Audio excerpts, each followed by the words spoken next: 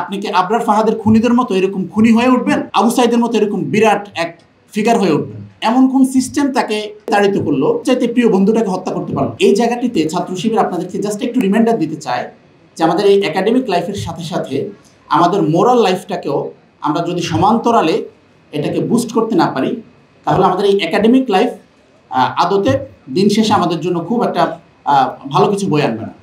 আমি প্রসঙ্গক্রমে আপনাদের সামনে আমাদের ব্যাচের একজন শহীদের কথা উল্লেখ করতে চাই। শহীদ আবরার ফাহাদ 2019 সালের 7 অক্টোবর বুয়েটে শহীদ হন।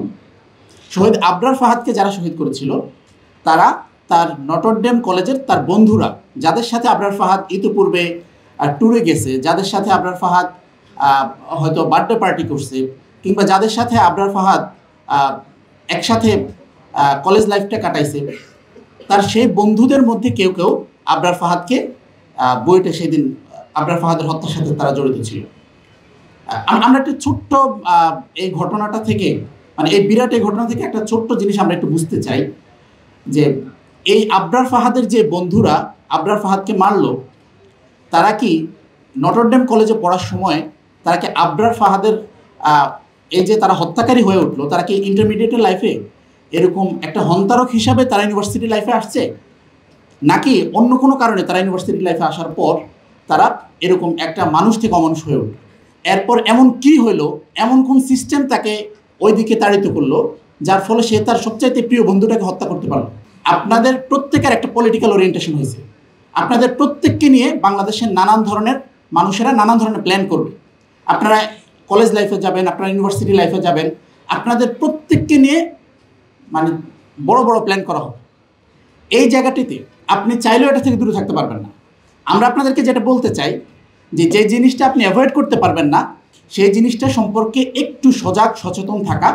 আপনি আপনার যে নেক্সট যে লাইফটা আসতেছে সেই লাইফে আপনি কাদের সাথে মিশবেন, সেই লাইফে আপনি কাদের দ্বারা পরিচালিত হবেন, আপনার ফ্রেন্ড সার্কেলে কারা কারা থাকবে, আপনি কি একটা চমৎকার এসএসসি এবং ইন্টারমিডিয়েট লাইফ শেষ করে ইউনিভার্সিটি লাইফে যে আপনি কি আবরার ফাহাদের খুনিদের মতো এরকম খুনি হয়ে উঠবেন, নাকি আপনি আবু সাইদের মতো এরকম বিরাট এক ফিগার হয়ে উঠবেন? So this is the biggest question যে আপনি আপনার এই লাইফের পর আসলে আপনি কী করবেন।